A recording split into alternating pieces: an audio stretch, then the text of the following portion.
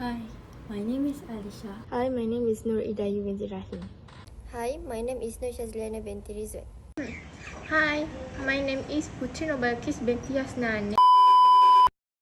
Today my group and I will be presenting about peptic ulcer. Peptic ulcer are sores that develop in the stomach or small intestine due to the erosion of the protective mucous layer. This ulcer can be caused by Helicobacter pylori infection, excessive stomach acid, or prolonged use of NSAIDs like aspirin and ibuprofen. Understanding this cause helps in effective treatment and prevention. In the past, people believed stress and spicy food were the main cause of peptic ulcer. However, in the 1980s, research discovered that H. pylori played a significant role in ulcer development, changing the way we approach treatment. Today, peptic ulcer remain common worldwide, particularly among older individuals or those who frequently take painkillers. Proper diagnosis and management are essential to avoid complications. Peptic ulcer happens when acid travels through digestive tract, eats away inner surface of the stomach or small intestine. Usually there is a defect in the mucosa that extends to the muscularis mucosa. Once the protective superficial mucosal layer is damaged, the inner layer are susceptible acidity. The ability of mucosal cells to bicarbonate is compromised. There is a sign or symptom of peptic ulcer. First, weight loss and appetite change. Second, heartburn. Third, feeling of fullness or bloating. Fourth, dull or burning stomach pain. Peptic ulcer also can cause blood from the ulcer, and the symptom is vomiting blood. Second, having taro blood in stools, and third, feeling dizzy or fainting. Helicobacter pylori is one of the causes of peptic ulcer. This germ lives in mucous layer that cover and protect tissue that line the stomach and small intestine. This germ causes no problem, but it can cause swelling and irritation called inflammation of the stomach inner layer. When this happens, it can cause an ulcer. Aspirin or non-steroidal anti-inflammatory drugs over time can irritate or inflame the lining of the stomach and small intestine. These medicines include ibuprofen, naproxen sodium, ketoprofen, and others. Your digestive tract is coated with a mucus layer that more often protects against acid. But if the amount of acid increases or the amount of mucus decreases, you could develop an ulcer. For diagnosis, laboratory test for H. pylori. A blood stool or breath test can show whether H. pylori is in your body. For the breath test, you drink or eat something that contains radioactive carbon. H. pylori breaks down the substance in your stomach. Okay. Next, endoscopy.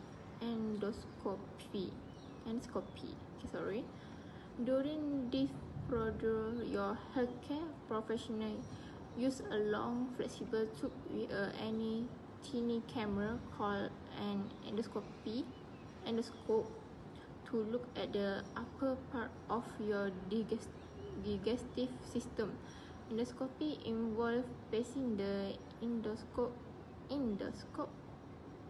down your throat and into your esophagus, stomach, and small intestine to look for ulcer. Lastly, upper gastrointestinal series, sometimes called a barium swallow. This series of X-ray of the upper digestive system make picture of your esophagus, stomach, and small intestine.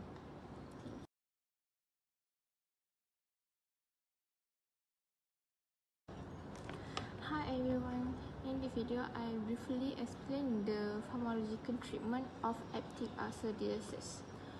Peptic ulcer are mainly treated with medication that reduce acid, kill H. pylori bacteria, and protect the stomach lining.